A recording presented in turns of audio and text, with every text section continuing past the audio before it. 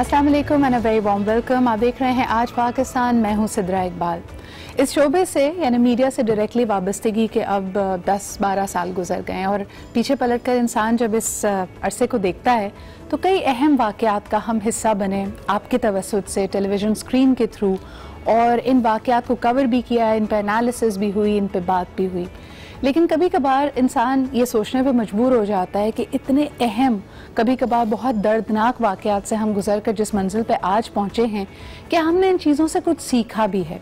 आज के दिन की अगर पर्टिकुलरली बात की जाए, मेरे ख्याल में शायद ही कोई ऐसा जी शऊर समझ बूझ रखने वाला पाकिस्तानी होगा जिससे अगर पूछा जाए कि 16 दिसंबर 2014 को आपने क्या महसूस किया, तो उसके दिल से आज भी वो दर्द की टीसें ना वो महसूस कर पाए।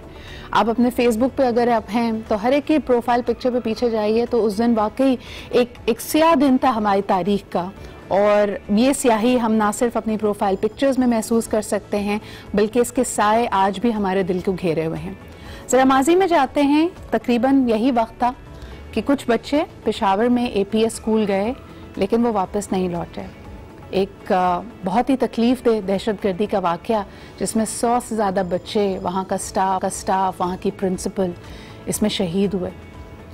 और वो मनाज़र आज भी आप देखते हैं तो हम कहते हैं यार किस तरह किसी के दिल में इतनी हिम्मत भी थी कि छोटे छोटे नन्हे बच्चे जो स्कूल जा रहे हैं, कितनी आरजुओं के साथ अपने फ्यूचर की तरफ गामजन हैं, उन पे हमला हावर होने वाला कितना संगदिल इंसान होगा। लेकिन बहरहाल जी, हम बहैसियत इंसान के उस दिन भी शर्मिंदा थे और आज भी जब उस दिन को याद करते हैं तो वही शर्मिंदगी, वही तकलीफ़, वही खौफ अपने दिल में महसूस करते हैं। पूरा मुल्क एक तरह से लगता था लरज़ गया है और बच्चे, वालिदैन इस बात से डरते थे, एक बात सोच के दिल दहल जाता था कि अपने बच्चों को कल स्कूल भेजना है तो कैसे भेजें। ऑर्डर्स जारी किए गए, तमाम स्कूलों में, कॉलेजों में कहा गया कि सिक्योरिटी के इंतज़ामात को ज़्यादा सख्त बनाया जाए। इतने मुश्किल कठिन दौर से गुजरने के बाद आज फास्ट फॉरवर्ड करके जब 2019 भी ख़त्म होने को है, क्या हम एक बेहतर माशरा बन पाए हैं? हमने बच्चों के साथ उस वक्त भी नाइंसाफ़ी की, आज भी हमें लगता है कि हम कहीं ना कहीं पाकिस्तान की आने वाली नस्ल को, नौजवान नस्ल को, बच्चों को क्या उनके साथ इंसाफ भी कर पा रहे हैं या नहीं। लेकिन आज के दिन खिराज तहसीन पेश करना चाहेंगे उन तमाम शहीदों को, उन बच्चों को जिन्होंने इस मुल्क की आबियारी में अपना हिस्सा डाला है और अपनी उम्र से बढ़कर कुर्बानी दी है। उन वालिदैन के दर्द का मदावा आज इतने साल गुजर जाने के बाद भी मेरे ख्याल में ताहयात नहीं हो सकता। लेकिन इस दिन को याद करके शायद हम ये अहद तो ज़रूर कर सकते हैं कि अपने तय चलें, हम माशरे के तौर पर बेहतर ना भी हुए हों, ये दर्दमंदी अपने दिल में रखेंगे और अपना हिस्सा डालेंगे। आइए इसके हवाले से एक हमने ट्रिब्यूट बनाया है यकीनन उन तमाम लोगों के लिए जो इस वाक़ये में डायरेक्टली अफेक्ट हुए और हमें एक सबक दे के गए कि इस मुल्क को, अपनी आज़ादी को, अपनी रियासत को, हमारे उसके तहत कुछ जिम्मेदारियाँ हैं, कुछ हमारे फ़राइज़ हैं जिनको हमें पूरा करना है। आइए आपको दिखाते हैं ये ट्रिप।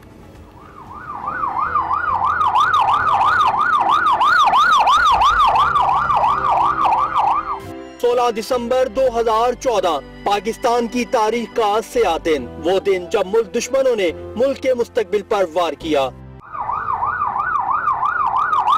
देख रहे थे आप ये ट्रिब्यूट। आई थिंक पाकिस्तान की तारीख में ये नगमा हम तमाम लोगों की जज्बात की अक्कासी करता है जब हम APS के शहदा को और हमारे मुल्क पे अपनी जान निछावर करने वाले तमाम ही शहीदों को याद करते हैं। आज जिस तरह के आप इस ट्रिब्यूट में देख रहे थे, ना सिर्फ वो बच्चे, वो स्टाफ मेंबर्स, बल्कि सफ़े अव्वल में जिन्होंने सबसे बड़ी कुर्बानी दी, इनकी प्रिंसिपल ताहिरा काजी साहिबा, शहीद ताहिरा काजी साहिबा, आज एक दफ़ा फिर उनको खिराज तहसीन पेश करते हुए हमारे साथ मौजूद हैं उनके साहबजादे अहमद काजी फ्रॉम आवर इस्लामाबाद स्टूडियोज़। अस्सलाम वालेकुम अहमद। अहमद, आज दोबारा से वही तकलीफ़देह दिन वापस आया है इस कौम के लिए, और जितना याद करते हैं उस दिन को जहन में लेके आते हैं तो बहुत ज़्यादा मुश्किल होती है।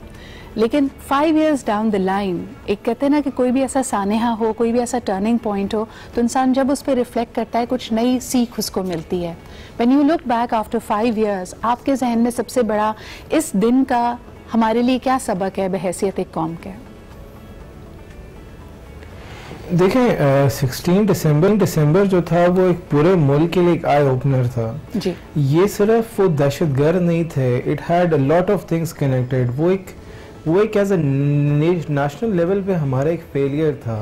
That day we lost innocent बच्चे, और आई थिंक उसका तो, और वो एक एज ए नेशनल लॉस था हमारा। और I think that was the time कि जब हम एक्चुअली रिफ्लेक्ट करते जी कि हमने कि ये जो सब कुछ हुआ उसकी वजह क्या थी। And I think it was a turning point हमारे पूरे मुल्क के लिए, जब हमने रियलाइज़ किया कि उससे पहले हम इस पूरी चीज़ को कितना सीरियसली ले रहे थे, और हमने कभी सोचा नहीं था कि ये हमारे घर पे आके हिट करेगा। सही। लेकिन 16 दिसंबर ने दिखाया कि इसने ये सिर्फ फौजी ऑपरेशन तक महदूद नहीं था, ये एक्चुअली हमारे घर तक आया था उस दिन। सही। और उस दिन हमने एज ए नेशनल रिजॉल्व लेके इसको फिर कम्पीट किया था। आई थिंक उसके बाद जो रिजल्ट्स हैं जी वो पूरी दुनिया के सामने हैं कि फिर जब एक पूरी दुनिया में अहमद ऐसी कोई मिसाल नहीं तो मिलती जहाँ पे दहशतगर्दी के वाकयात और ये सिक्योरिटी थ्रेट इतने रियल हों और इस तरह हमला आवर हो रहे हों और उन पे काबू पाया गया होगा। तो यकीनन ये हमारे लिए एक बहुत बड़ी विन है। लेकिन आप ये मुझे बताएं कि एक तो हमारी सिक्योरिटी फोर्सेस इसके लिए लड़ रही हैं, हमारी आला क़यादत का इस पे रिजॉल्व है, लेकिन बहैसियत माशरा के लोग ये भी कहते हैं कि जब आप इस तरह के सेंसिटिव वाकयात देखते हैं, आहिस्ता आहिस्ता आपकी जो सेंसिटिविटी है वो ख़त्म होती चली जाती है। आज आपको लगता है कि हम चौंकते भी हैं किसी दहशतगर्दी के वाक़े पे, या कोई ऐसा बर्बरियत का वाक़या हमारे सामने आता है? हाल ही में हमने देखा कि PIC में, यहाँ तो चलें एक अनदेखा दुश्मन था, हमारी अपनी सोसाइटी में नज़र आता है कि मुख्तलिफ फैक्शंस आपस में गुत्थम गुत्था हैं। ये आपको क्या मैसेज देता है या आपका उस पर क्या रिएक्शन होता है अहमद? देखें, जब PIC जैसे वाक़े होते हैं, जो किडनैपिंग होती है, चाइल्ड अब्यूज़ होता है, रेप होते हैं, बहुत सारे इस तरह की चीज़ें अभी भी हमारे माशरे में हो रही हैं, और PIC तो इज़ अ लिविंग एग्जांपल कि आई थिंक आपकी जो बात है कि as a we are still very numb इन चीज़ों के मामले में। मतलब PIC को किसी एक दहशतगर्दी के अटैक से कम नहीं लिया जा सकता, क्योंकि वहाँ पे भी इनोसेंट्स की लाइफ ली गई है। अगर आप वो वीडियोज़ देखें, जिस तरह से उन पेशेंट्स की फैमिलीज को जिस तरह से छोड़ा गया था, जिस तरह से अटैक किया गया था उस हॉस्पिटल को, मतलब मैं एज अ 16 दिसंबर का विक्टिम अगर उसको लूं तो मेरे लिए एक छोटा 16 दिसंबर का इंसिडेंट फिर से था। और अनफॉर्चुनेटली इस दफा तो जो अटैकर्स थे वो अपने ही थे। बिल्कुल। तो आप क्या कहोगे when you remember your mother Ahmad? और अभी हम आपके एक इंटरव्यू की थोड़ी सी झलकियां भी देख रहे थे। शहीद ताहिरा काजी साहिबा की लेगेसी क्या है that you would like to take on and you would like to keep alive?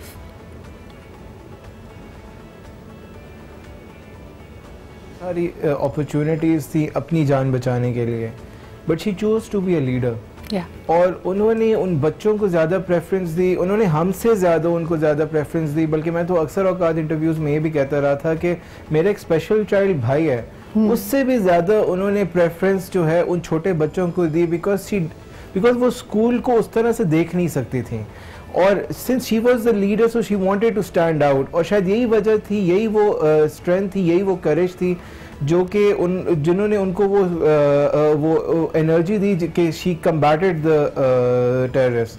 Ahmad, इतना ज़्यादा रेजिलियंस है हमारी कौम में। बहुत सारे जो सर्वाइवर बच्चे थे जिन्होंने आंखों से ये मनाजिर देखे, ये तकलीफ सही, हमने उनको देखा कि they have bounced back with a lot of courage, और उन्होंने अपनी पढ़ाई में, अपने और चीज़ों में अपने आप को दोबारा मनवाया। पेरेंट्स के लिए, जो विक्टिम्स के बच्चों के वहाँ पे पेरेंट्स थे, उनको 5 years डाउन द लाइन आप कैसा देखते हैं? उनके सेंटिमेंट्स क्या हैं? वो किस हद तक संभल पाए हैं? देखें, 16 दिसंबर का ऐसा इंसिडेंट है कि जिससे मेरा नहीं ख्याल कि जो भी इफेक्टेड है, बल्कि जो नहीं भी इफेक्टेड वो अभी तक नहीं रिकवर कर पाया, तो जो इफेक्टेड है वो तो रिकवर ही नहीं कर सकता। और औलाद का दर्द तो इतना ज़्यादा नहीं कर सकता। मैं अपनी वालदा का दुख नहीं भूल सकता, तो वो अपनी औलाद का दर्द कैसे भूलेंगे? लेकिन आपकी वाली बात, एज अ नेशन हमारे पास और चॉइस नहीं थी, we had to come forward. और आई थिंक पेरेंट्स ने भी अपना रिजॉल्व और स्ट्रेंथ दिखाया। लेकिन अगर आप ये कहेंगे कि 16 दिसंबर का दर्द से वो रिकवर कर सकते हैं या मैं रिकवर कर सकता हूँ, दैट्स इम्पॉसिबल। जो सर्वाइवर बच्चे हैं अहमद, जो आगे बढ़े हैं, जिनको माशाल्लाह स्कॉलरशिप्स मिली हैं, मुल्क से बाहर भी वो पढ़ाई कर रहे हैं, और वो एक तरह से they become ambassadors, they tell that story, that horror story कि उन्होंने किस चीज से गुजरे हैं। उनके रिजॉल्व के बारे में क्या कहेंगे? किसी से इन टच हैं उनमें से? उनमें से अहमद नवाज की अपडेट्स हमें ज़्यादातर आ रही होती हैं और आकिफ एक लड़का है उसकी भी आ रही होती हैं एंड देखें दे स्टूड आउट वही वो जो एनर्जी जो अपने जो फ्रेंड्स की उन्होंने लॉस देखी और अहमद नवाज ने तो अपने भाई का लॉस देखा सही तो वो सारी चीज़ें जो है दे टुक दैट मैसेज फॉरवर्ड और लेकिन ये कि उन्होंने वो पिक्चर दिखाई कि हम पे क्या गुजरी और हम वहां से कैसे निकल सकते हैं वो रिजॉल्व हमारा एज अ नेशन तो हमेशा से स्ट्रांग रहा है और वो इन बच्चों ने दिखाया भी है वो उन्होंने उस इंसिडेंट के दिन भी दिखाया जब दोस्तों ने एक दूसरे को बचाने की कोशिश की एक दूसरे के लिए गोलियां खाई जिनमें से बहुत सारे अब हम में से नहीं हैं जो टीचर्स हैं उन्होंने वो दिखाया और जो बच गए उन्होंने उस मैसेज को कैरी फॉरवर्ड किया एंड आई थिंक बहुत सारे एम्बेसडर्स अब हमारे सामने आ गए जिन्होंने वो चीज़ दिखाई है लेकिन वो जो पेन है वो जो फ्रस्ट्रेशन है कि उस दिन we lost our love ones मतलब किसी की हिम्मत कैसे हुई कि उनको उधर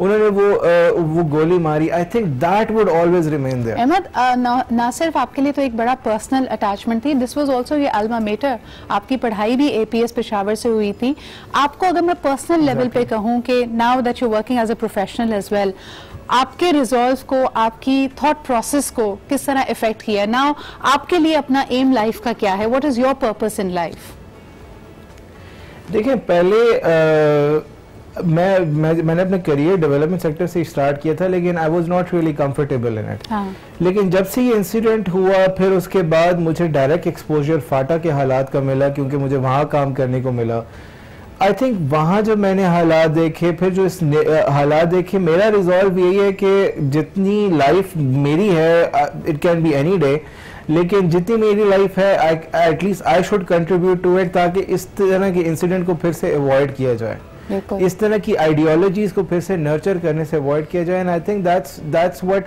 not only my resolve will be बल्कि जितने लोग इससे अफेक्टेड हुए हैं वो सारों की यही कोशिश है बहुत बहुत and I think that's what we are working hard towards absolutely thank you so much Ahmad for making time today आपको यहाँ बुलाने का मकसद एक दफ़ा फिर हमारे इन शहदा की याद को ताज़ा करना इनकी कुर्बानी को याद रखना इनके को दूसरों में फ़रोग देना कि जब आपके ऊपर वो कड़ा वक्त आ पहुँचे कि मौत बिल्कुल आपके सामने खड़ी है तब भी किस तरह फ़र्ज को फौकियत देनी है how do you prioritise your duty in the line of fire is what this particular incident teachers us बहुत बहुत शुक्रिया हमारे साथ मौजूद होने का एक ब्रेक की तरफ बढ़ते हैं लेकिन जब हम बात करते हैं 16 दिसंबर की एक नहीं दो ऐसे वाकयात हुए जिन्होंने हमारे दिल पे डायरेक्टली वार किया ज़्यादा रिसेंटली यही एपीएस का टेरर अटैक लेकिन इसके अलावा अगर माजी में जाते हैं तो 1971 आज ही का दिन जब फॉल ऑफ ढाका हुआ था उस दिन की भी ज़रा वाकयात को याद रखते हैं और ख़ास तौर पे आपको बताते चलें कि आज हमारी 10 बजे की डिस्कशन इसी हवाले से होगी कि इतने दर्दनाक मोड़ से गुजरने के बाद ऐसे ऐसे वाकयात ऐसी ऐसी क़यामतों से गुजरने के बाद बहैसियत कौम हमने क्या सीखा है क्या आज हम एक बेहतर माशरा हैं क्या हमारे लिए ये टर्निंग पॉइंट साबित हुए या आज भी हम अपनी नेमतों का शुक्र अदा नहीं करते एक छोटा सा break and we'll be right back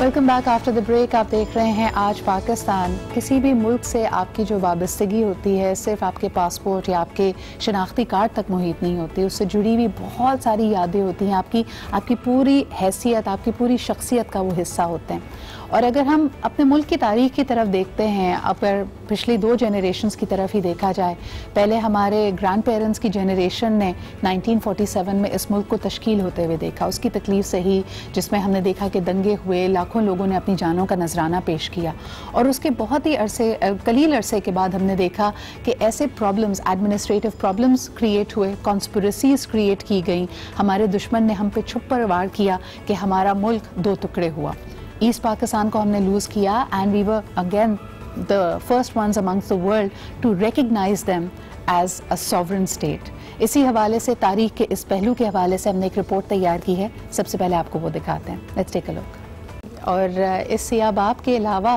मेरे ख्याल में ये चीज़ें तो वो हैं जो हिस्ट्री में रिकॉर्ड होती हैं। आप और मैं उनको देखकर बहैसियत जर्नलिस्ट कभी कभी मुझे लगता है कि we pick up these facts and we create a story around it, but the human story is far more important. जो इंसान के दिल और दिमाग पे गुजरती है किसी ऐसे ही वाक़ये से गुजरने के बाद, किसी ऐसे सानहे को अप क्लोज एंड पर्सनल देखने के बाद। आज हमने प्रोग्राम की शुरुआत की तो हम सिर्फ APS के वाक़ये को याद नहीं कर रहे थे, हमने आपके साथ शेयर किया अहमद की फीलिंग्स, हु इज़ शहीद ताहिरा काजी, द प्रिंसिपल ऑफ APS के साहबजादे हैं वो। जाहिर सी बात है एडमिनिस्ट्रेशन से वाबस्ता एक फील्ड है। A lot of historians now when they look back analysis भी करते थे तो उन्होंने कहा कि जी this was a forced arrange marriage. जो जियोग्राफी थी, जियोपॉलिटिकल सिचुएशंस और कॉन्स्पिरेसी तो अपनी जगह, लेकिन administratively it was a challenge for a centralised federation to run east Pakistan and waste Pakistan. आप इससे किस हद तक मुत्तफिक हैं? नहीं, आई टोटली एग्री। देखिए ये बात है कि the whole background was very unique. It was based on the two nation theory, और बीच में एक एनिमी टेरिटरी इतनी बड़ी एनिमी टेरिटरी होना, बट द कॉन्सेप्ट के Muslims of subcontinent are a different nation, इसको नेशन की फॉर्म में लेकर के आना कायद आज़म का जो था वो अनफॉर्चुनेटली आजकल वो उसको रीइंफोर्स हम होते हुए देख रहे हैं कि वो दो नेशंस हैं। अनफॉर्चुनेटली क्या जफर साहब, I think this is a big historical win for Pakistan in terms of ideology. यानी I think Mohammad Ali Jinnah was such a visionary to foresee it 75 years ago कि आप साथ में, और आज लोगों ने यही कहा। आप बरखा दत्त की ट्वीट देखें जो उन्होंने की है, उन्होंने कहा कि India has actually cast itself in the vision of Jinnah today. बिल्कुल बिल्कुल। अच्छा, अब उस बैकग्राउंड से आप देखें तो आप जो एडमिनिस्ट्रेटिव बात कर रही हैं, issues and challenges being 1000 mile apart, वो अपनी जगह पे, लेकिन ऑल अलोंग उससे पहले के जो 24 साल थे we were working very hard to create harmony, और बहुत सारी चीज़ें हुई। एंड आई मस्ट एक्नॉलेज कि हमारे जो मशरक़ी पाकिस्तान के जो लोग थे उन्होंने इसमें बहुत बड़ी बड़ी सेक्रीफाइसेस दी हैं जो हमने रियलाइज नहीं किया। देखिए दे वर 6% ऑफ द पॉपुलेशन, हम 44% थे। जब 56 का कॉन्स्टिट्यूशन बना तो हुआ कि ये कैसे होगा, आप मेजॉरिटी हो जाएंगे, हम माइनॉरिटी होंगे। They agreed to the principle of parity. इतना बड़ा सेक्रीफाइस है कि जितने आप 50, हम 56 हैं, नहीं मानते, हम 50, आप 44 हैं, हम आपको कहते हैं 50। जफर साहब, ये जो आपने भी थोड़ी देर पहले इशारा किया कि वेस्ट पाकिस्तान और द प्रेजेंट पाकिस्तान, यहाँ पे एक सेंस ऑफ सुपीरियॉरिटी थी। आज अनफॉर्चुनेटली जो हम इंडिया को अभी थोड़ी देर पहले तनकीद उन पे कर रहे थे, यही सेंस ऑफ सुपीरियॉरिटी शायद वहाँ पे हिंदू या दूसरे मज़ाहिब से ताल्लुक़ रखने वाले लोगों की है, जो मेजॉरिटी में उनकी है। इसके नुकसानात हमने तो सहे हैं, सीखा क्या हमने इससे? देखिए, मतलब मेरी पर्सनल कि हम हमेशा इल्यूजन में रहे। हमने अपने आप को, जैसे हम डाइनिंग टेबल पे बैठ के, हमारे एटिकेट कुछ और होता था, वो फ्रेश आते थे तो वो डाइनिंग टेबल में अपने देवर कंफर्टेबल वेयरिंग लुंगी, रात के उसके खाने में तो वो आ जाते। एक्सेप्टेंस नहीं थी हमारे, उसको हम लुक डाउन कर, एक्सेप्टेंस तो बहुत बड़ी बात है, उसको हम लुक डाउन करते थे कि ये कहाँ से आए। And I tell you Sidra honestly, intellectually, and I have no absolutely doubt about कि दे वर फार सुपीरियर। उनकी जो ग्रेजुएट्स थे इकोनॉमिक्स के और लिटरेचर के, वो जो क्लासरूम की डिस्कशन में वैल्यू लेके आते थे। साहब, if you look at the entire British India, जब अनडिवाइडेड इंडिया था, तो उसमें आप देखें जितनी डाइवर्सिटी थी, ये बीज अनफॉर्चुनेटली तो ड्यूरिंग द ब्रिटिश राज बो दिए गए थे। आपने तफरका, एक दूसरे को लुक डाउन करना, दूसरे मज़ाहिब की, दूसरे कल्चर्स की रिस्पेक्ट ना करना, ये था हमारे। हमने कुछ अरसे के लिए कॉमन सैक्रिफाइसेस की वजह से एक साथ हुए, लेकिन जात पात ज़बान का फ़र्क हम आज भी देख रहे हैं। 24 साल was a long time to get over this. और अपने आप को मैं सिर्फ बता रहा हूँ आपको लेसन की बात। बट टू बी ऑनेस्ट, आज भी जो छोटे सूबे विफाक से कभी अपने गिले करते हैं, तो हमें तो ऐसा लगता है 70 साल भी काफ़ी नहीं रहे हैं इन गिलों को कम करने के लिए। और देखिए, एक चीज़ मैं आपको और बताऊं, बिल्कुल सही कह रही हैं आप, वो बहुत बड़ा, actually one of the reasons I want this programme, जो लोग देख रहे हैं, फॉर देम टू रिफ्लेक्ट कि हमने उसको पढ़ें जाके, बहुत लिखा गया उस पर, उसमें क्या हुआ हमसे, क्या गलतियाँ हमसे हुई, क्या उनसे हुई, और उसमें लेसन्स क्या हैं। अगर हम हिस्ट्री से लेसन्स नहीं लेंगे तो कहते हैं ना, you doomed to be condemned twice, लेकिन उसका एहसास हमको आज भी नहीं लग रहा है। छोटे सूबों की आपने बात की, नहीं समझ में आता, मैं नहीं जाना चाहता उस मसले में कि ये डिस्पैरिटी को एड्रेस करना क्या मुश्किल काम है बलूचिस्तान में या सिंध में, या I mean lot of things that can be the other way around. Zafar साहब, you are an HR person, आप ह्यूमन कैपिटल को, फिर साथ साथ एडमिनिस्ट्रेटिव आपकी बाकायदा ट्रेनिंग है as a civil services officer. हम इतने इक़दामात करते हैं, उसमें वो फल, वो नताइज, वो अहदाफ जो हम अपने लिए रखते हैं वो पा क्यों नहीं पाते? बहुत ज़बरदस्त बात की है। सिंपल सा रीज़न है, मैं देखिए यूँ हाथ बता रहा हूँ, this is the reason. We don't do it with our heart, we do it cosmetically, we do it to show people. और बहुत सारी बेवकूफ़ी हमने इस तरह से की दिखाने के लिए। बात ये कि दिल से तो एक्सेप्ट करें ना उसको, दिल से तो एम्ब्रेस करें ना, एज इक्वल एज यू। उसके बाद फिर आप चीज़ें करें जो किसी ने बड़ा अच्छा कहा था कि कई दफा इक़दामात ऐसे लिए जाते हैं दैट माइनॉरिटाइजेस द माइनॉरिटी, यानी जो वल्नरेबल है आप उसको, यानी अगर आपने मिसाल के तौर पे कोटा सिस्टम फिट किया तो आपने तो ऑलरेडी कह दिया कि नहीं भाई इनको तो किसी आर्टिफिशियल मैकेनिज्म, मेरिट को छोड़ के आर्टिफिशियल मैकेनिज्म से इक्वालिटी पे लाना है, and that never works. They never works. Actually, my views, I don't want to digress, are totally different. I think quota system has done more damage to those smaller provinces than benefit, because उनको एक protective form में आप कभी किसी के ऊपर लेके नहीं आ सकते। You have to put them into the race and you have to make them fight and learn। मतलब मुझे अगर कोटा सिस्टम को फाइट करना है तो वहाँ पे मुझे हाई क्वालिटी के 25-50 स्कूल हर शहर में डाल देने चाहिए। लेकिन मुझे एक बात बताएं, after the fall of Dhaka, जिस तरह हमने कहा ना, एक सुप्रीमेसी, एक सेंस ऑफ सुपीरियरिटी होती थी कि हम, मिसाल के तौर पे वेस्ट पाकिस्तान से लोग तैनात किए जाते थे ऑन इम्पोर्टेंट पोजीशंस, यानी this is one of the administrative failures जो हमने देखा कि मुख्तलिफ इदारों को, मुख्तलिफ डिपार्टमेंट्स को चलाने के लिए the head used to be from this land. आज भी छोटे सूबे यही बात तो करते हैं कि हमें ऐसा लगता है कि हमारे अपने लोगों में शायद मेरिट मौजूद नहीं है और एक बड़े सूबे से लोग आके अपॉइंट किए जाते हैं। This is the key issue, lack of trust. जब मैं अपने आप को सबसे काबिल समझूंगा, जब मैं अपने आप को ये समझूंगा कि ये अभी मेरे इक्वल नहीं पहुंचा, यही बात मैं आपको एकेडमी की बता रहा हूँ कि हम अपने आप को सुपीरियर समझते थे, सुपीरियर थे नहीं। हम अपने आप को ये समझते थे कि हम उनसे बेहतर हैं, कपड़े पहनने में हमारी इंग्लिश की जो एक्सेंट है वो बेहतर है, हमारी कम्युनिकेशन बेहतर है, हम ब्लू ब्लेजर पहन के पाइप लगा के बैठते हैं। That was all fake.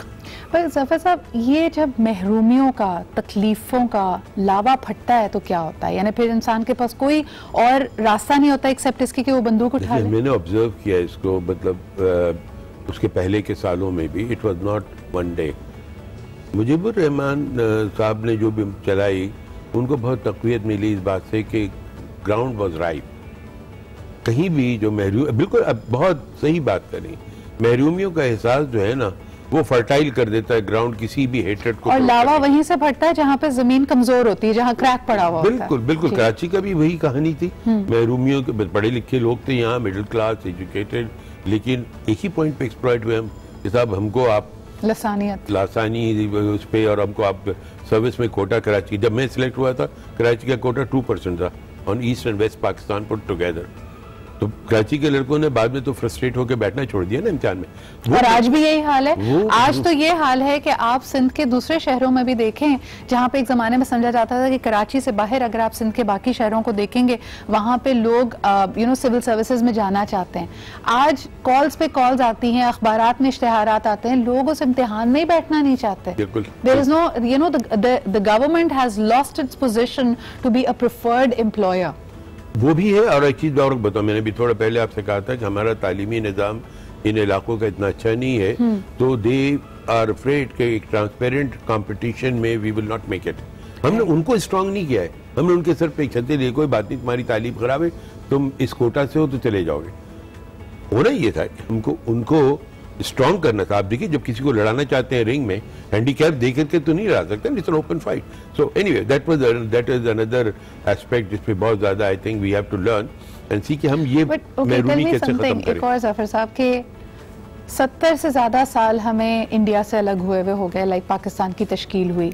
आज हम कह रहे हैं कि 48 years have passed since the fall of Dhaka. आपसी रवाबित क्यों नहीं सही होते हमारे? यूरोप से, बाकी जगहों से हम सीखते क्यों नहीं है? वो देखें, वो 200 साल लड़ने के बाद एक हो गए, यूरोपियन यूनियन बना ली, हम सबसे लीस्ट इंटीग्रेटेड एरिया हैं। Your question is beautiful, but it has lot to do with geopolitical things. इसमें सिर्फ हमारे इरादे का इतना दखल नहीं है।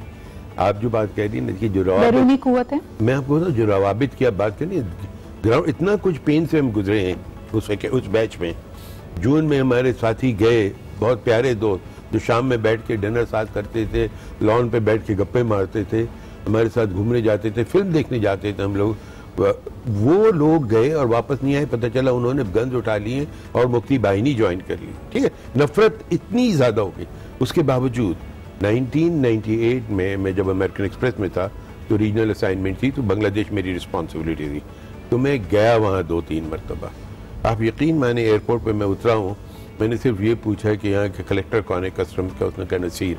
अच्छा ओके, मैंने कहा उसको ये मेरा मैसेज दो, मेरा नाम जफ़र उस्मानी है, और नसीर को बोले मैं आया हूँ। 2 मिनट के अंदर उसने गैदर किया, स्टेइंग एट शोनार गाँव, और वो दूसरे दिन सारे बैचमेट्स ने इकट्ठे होकर के एक मेरे लिए डिनर किया, और उसमें we were recalling the good. तो एक सतह से हट जाए ना आप, तो जो ह्यूमन कनेक्शन है, जो रिलेशनशिप है, वो अभी भी कायम है। अभी भी मेरा बैचमेट है वाशिंगटन में, Ziauddin, he is the Indian council. जमीन एक है, राब्ते नाते, ह्यूमन इमोशंस। अच्छा, एक वक्त होता है, आपसे मैं बल्कि अगला सवाल मैं यही करना चाहती थी कि जिन्होंने बंदूकें उठा ली, मुक्ति बानी ज्वाइन कर लिया, जब वक्त गुजरा, आपने तो 1998 का जिक्र किया, अब दिलों में वैसी ही करवाहट है? आपके जो दोस्त वहाँ पे मौजूद हैं, आप क्या समझते? 2 चीज़ें हुई हैं सिद्रा। एक तो जो आपके पुराने कनेक्शन से, वो मेरा ख्याल, एक मतलब मैं आपको एक चीज़ और बताऊं, ट्रेनिंग प्रोग्राम करने गया था मैं वहाँ पे ढाका में, तो जो पार्टिसिपेंट थे उसमें से 1-2 ने मुझसे कहा कि सर हम आपसे शाम में मिलना चाहते हैं। And he was I think one of the कोई आई थिंक आर्मी के या किसी के फैमिली का समथिंग। तो शाम में ही then came to my hotel, कहता सर आपको मैं घुमाना चाहता हूँ। And then he took me on a drive to all that Dhaka cantonment and this and that, यहाँ ये हुआ था, यहाँ ये हुआ था। And he was still the generation जिसके दिल में पाकिस्तान की ओरिजिनल पाकिस्तानियों की एसोसिएशन थी, और वो है। लेकिन हुआ क्या है कि पिछले 15-20 सालों में एक नफरत की दीवार कॉन्शियसली खड़ी की गई है, unfortunately because of Hasina Wajid government और इंडिया की बहुत ज़्यादा इन्फ्लुएंस, और उसकी वजह से अब तो वीज़ा नहीं मिलता बांग्लादेश का। दिस इज सो सैड कि Bangladesh should have been, Pakistan Bangladesh should have been no visa, open borders. और बाय द टाइम अगर उस वक्त नहीं तो अब हमें उस नहज पे पहुंच जाना चाहिए था, नहीं उस पॉइंट पे। हाँ, again that's a political decision, constraints क्या है उसकी। लेकिन मैं आपको सिर्फ ये बता दूं कि दिलों के लेवल पे जो ताल्लुकात थे पुराने लोगों के, वो ख़राब नहीं हुए। लेकिन ज़फ़र साहब, उसमें एक गलती हमें अपनी माननी चाहिए कि वी आर ऑलवेज हमने अपने कल्चर को पिछले इतने सालों में हम देखते हैं होमोजेनाइज करने की बहुत कोशिश की है, जिसकी वजह से जो फ्लेवर्स और जो कलर्स हैं, मुझे ये आज तक समझ नहीं आता। चलें, we are the generation who was born 10 years 12 years after the fall of Dhaka. लेकिन अगर मैं अपने पेरेंट्स की जनरेशन में भी देखती हूँ कि 24 साल 25 साल साथ रहने के बावजूद कुछ तो लोग हो ना पाकिस्तान में जो यानी other than the ethnic background जिनका है, जो बंगाली बोलते हो, जो बंगाली लिटरेचर को समझते हो। हमें तो यहाँ तक बताया गया कि जो पाकिस्तानी हाई कमीशंस और एम्बेसीज थी, the moment the fall of Dhaka happened and they had beautiful Bengali artist का art work in the embassies, it was thrown out in the street saying that now we have nothing to do with them. So हमारी ये जो कोशिश होती है ना, very quick to discard. That was an impulsive emotional reaction. वो हर तरफ से आता है। उसको मतलब we can condemn it, we can feel bad about it. उस वक्त की जो स्टेट ऑफ माइंड था लोगों का, जो मार रहे थे। नहीं तो आज देखें, आज भी वही स्टेट ऑफ माइंड है। अगर यस इस्लाम के नाम पे हमने ये मुल्क हासिल किया, लेकिन जो टेम्पल्स हैं, जो गुरुद्वारे हैं, यानी एज पीपल, एक होता है कि हुकूमती सदा पे आपने देखा कि गुरु नानक, अभी हमने बॉर्डर खोला है, लोग आ रहे हैं, अपने यात्री आ रहे हैं, लेकिन what do we embrace it? हम जानते भी हैं कि पाकिस्तान जो खित्ता है, जो जगह है, जो ज़मीन है, यहाँ पे सिख मज़हब, हिंदू मज़हब, बुद्ध मत, दे स्टार्टेड ओवर हियर, लेकिन हम उसको उस तरह देखते नहीं। डाइवर्सिटी बेशक हमारा ईमान ना हो, हम ना हो, लेकिन हम रिस्पेक्ट उस तरह करें। आई थिंक आप सेगमेंट्स ऑफ सोसाइटी की बात कर रही हैं। आपके मेरे दिल में कोई इशू नहीं है diversity. In fact I today feel very proud of Pakistanis कि इंडिया में लिंचिंग हुई, इतना कुछ इतना मारा मुसलमानों को। अल्हम्दुलिल्लाह यहाँ पे हमारे सिंध में जहाँ जहाँ हिंदू थे, किसी ने उंगली नहीं उठाई।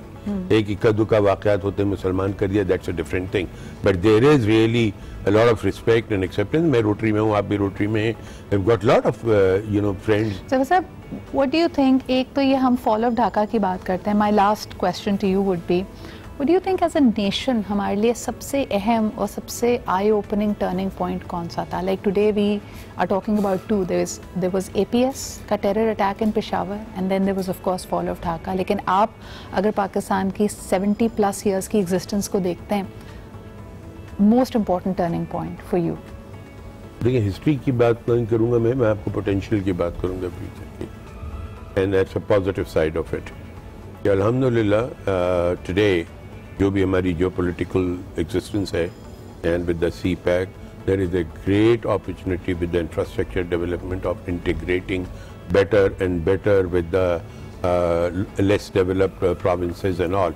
जो चीज़ मैं रिक्वेस्ट करूँगा इंटेलेक्चुअल से और हमारी जो सोसाइटी है, आपने बात की कि हमारी वो कल्चरल हार्मनी और उसकी acceptance, we have to now educate values more strongly in our society. और अनफॉर्चुनेटली वो फैब्रिक इतना डिटीरिएट हुआ है, it has become sickening what we see today, educated class of people clashing.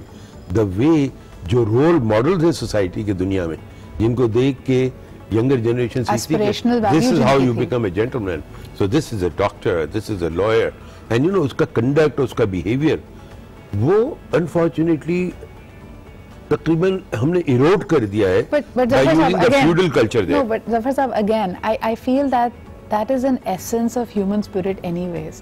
अभी जो आप बात कर रहे थे, the last batch of civil services, यानी उस वक्त भी the gentlemen of that time were the civil services officers. लेकिन जो ह्यूमन सेंटिमेंट होता है, जब आप इंतशार आता है, जब केओस इकट्ठा होता है, तो आपने जैसे खुद कहा कि वो within a few weeks और few months the same gentleman had picked up guns. तो यहाँ पे भी मेरे ख्याल में तकलीफ, बिटरनेस, गुस्से के वो हालात हैं, लेकिन हाँ, हम जज्बाती होकर होश नहीं खो सकते। I think what we need to inculcate, absolutely right, the values have to be there and we have. तो जी अंग्रेज जो उन्होंने हमें डेमोक्रेटिक वैल्यूज सिखाई, वो भी खुद कहते हैं जब बात आई ब्रेग्जिट की कि referendum is just a snapshot in time. तो आई थिंक ये तमाम वाकयात जो हुए, it's a snapshot in time and a story of a civilisation. एक रियासत की, एक माशरे की, एक सोसाइटी की कहानी उससे बहुत बड़ी होती है। हाँ, हमने गलतियां की हैं, लेकिन माजी की इन गलतियों से हमें कुछ सीखना भी है। आज का हमारा लार्जर टॉपिक भी यही होगा। 10 बजे इस पर भी डिस्कशन करेंगे, हमारे साथ रहिएगा। जफर साहब बहुत बहुत शुक्रिया यहाँ पे मौजूद होने का and for sharing your beautiful memories. Some of them were painful, but you opened your heart very candidly and you shared it. But there's a lot of learning. My own purpose. इसी के साथ हम लेते हैं एक छोटा सा break. We'll be right back. Keep watching Aaj Pakistan.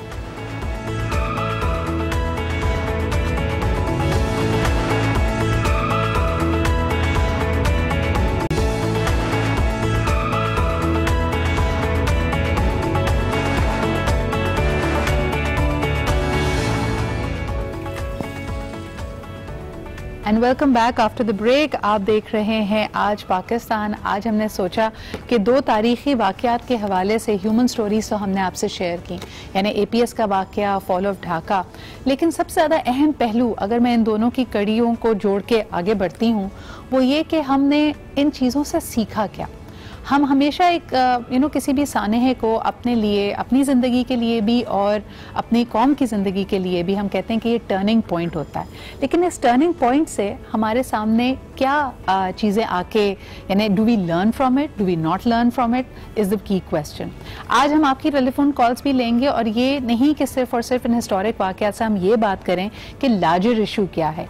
हम अपनी ज़ाती ज़िंदगी में भी देखें तो बहुत सारे लेसन्स को हम बार बार, यानी धोखा खाते तो कई दफ़ा धोखा खाते हैं, गलती करते हैं तो बहुत दफ़ा गलती करते हैं, और कई लोग बुढ़ापे में फिर सिर्फ पछताते हैं।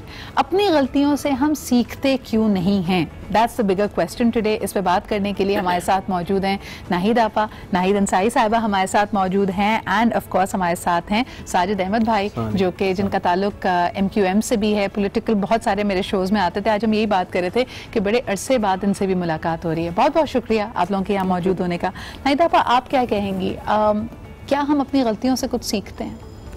देखिए, ये जो आपका पास्ट होता है ना, that is your best teacher.